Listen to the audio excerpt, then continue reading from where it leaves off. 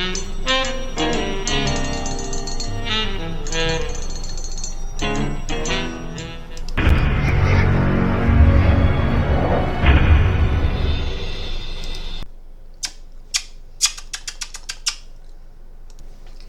everyone, this is Sunny Justice, and I just wanted to give a big shout out to Lauren Sharf from Fox 21 News.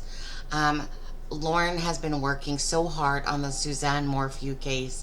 I'm glad she was able to get into the courtrooms and be able to tweet us all day, I'm sure sore fingers by the end of it, and give us this information, as obviously it wasn't that we could view it ourselves. So Lauren and your friend, I'm sorry I don't remember her name at this moment, thank you very much for doing all this for us, giving us some inside knowledge about what's going on.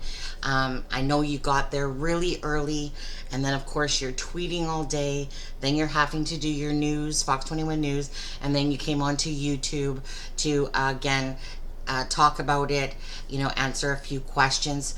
So obviously you guys have had a really long day. I'm sure it will be a really long day tomorrow as well. Just want to say you're very much appreciative, we're very much appreciative of everything that you've been doing for us.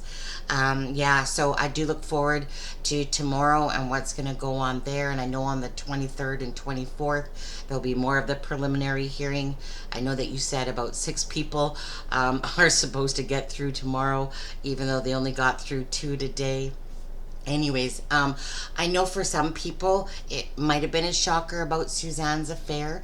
To me personally, it wasn't. It was a scenario that I thought about, myself about a year ago. And it's just because that too, you go through all these different scenarios.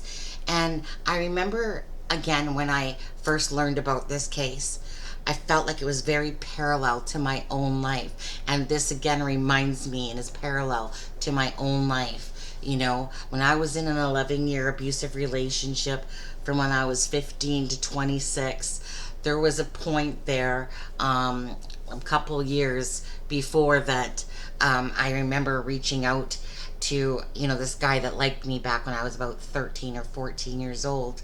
And I was like, you're just tired of being abused. You're tired of being sad and depressed and wondering if somebody loves you. How come they can treat you like this? Controlling, abusive, and yet by that same token, you know that what the relationship you're in isn't healthy, but you stay in it because, in Suzanne's case, she has her 2 beautiful daughters, and, people, our personalities put that stuff aside, because if it means hurting other people, we don't, kind of a two-way street there.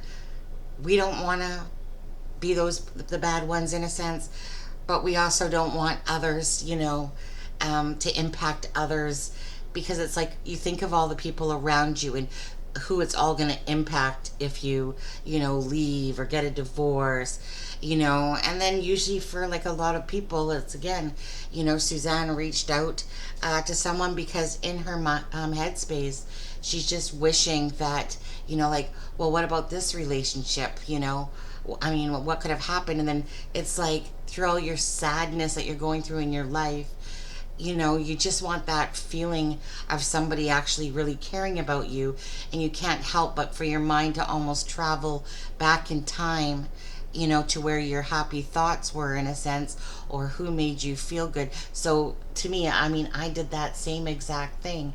I didn't cheat. I mean, it's not to say that it wasn't plausible, but I know in my head it was like, you just don't do stuff like that. You leave a relationship. But I'm not going to sit here and say I'm perfect to stuff like that, because although I didn't cheat, I still reached out because I wasn't happy in the relationship. And there was that piece of me that was going, like, what would have happened if I would have picked this road instead of that road? And, again, you're just kind of going to the good points. Now, the person I contacted used to live in that same space, and I remember I just went for a bike ride. I decided I was going to stop at the house I knew he used to live at, like way many years ago when I was in school. His parents still did, but he had moved to California. And so I ended up having the balls again to sit there and, you know, call back at the house and ask for like the phone number, you know, just an old friend, just want to contact him type of idea. And yeah, so I did. And like I said, like, good, thank God he was over in California. Everything happens for a reason. But I mean, I was in such a low space myself that possibly, had he still been around in the same area, you know, probably I would have met up with him as well, you know. So I'm not going to sit here and judge, because everyone picks their own choices in life, and it doesn't mean we have to approve of them or not. But at the end of the day, Suzanne did not deserve to lose her life. And that's what this is all about, is that a beautiful mother went or went for a bike ride, supposedly, which she didn't, and disappeared and fell off the face of the earth. There's no hope in hell that she's in Ecuador sitting there waiting, do you know? I mean, I know that it's their job to say stuff like that, but at the end of the day, you know, they had to have probable cause for any of this to even happen. And then, you know, now they have to have, you know, probable cause, you know, show reasonable doubt, in a sense, that or probable, you know, cause that this case should move forward. And I think that obviously it will. I don't think that the defense, you know, is going to do enough to stop that, because it's about what sounds reasonable, right? And it doesn't sound reasonable that Suzanne would just leave her daughters, you know, just take off to, say, Ecuador or something like that. You know, it just doesn't make sense. And all the stuff that Barry did himself to show that he didn't seem to really care one way or the other about helping search for his wife, you know, hiding behind whatever. All I know is, to me, justice will prevail. And again, I relish every moment, every day that I know that Barry's behind bars where he belongs, you know. And then when this whole trial's over, you know, hopefully he'll be sitting behind those prison walls. And again, every waking day, remember what he did to his life, because he's the one that messed it up. You know, contrary to what I think it was Barry's sister that said to Lauren Sharf about, basically, you know, she was a big catalyst in what happened to, you know, their family and stuff like that. No. Lauren had no part of that.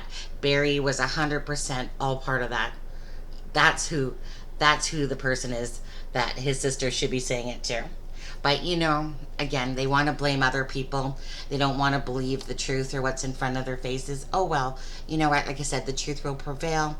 I just want to say, again, thank you very much, Lauren Sharf, and your sidekick there, your wing woman. Sorry, I don't remember her name. And thank you guys for anyone that listens to this. It's just a big thank you, and I appreciate all your hard work. You guys, God bless. Have a great night. We'll see all what happens tomorrow. Gotta love those spy pens. I wouldn't doubt it if 10 other people that hear about this spy pen are gonna go out and buy one themselves, perhaps. You guys take care. Have a great night.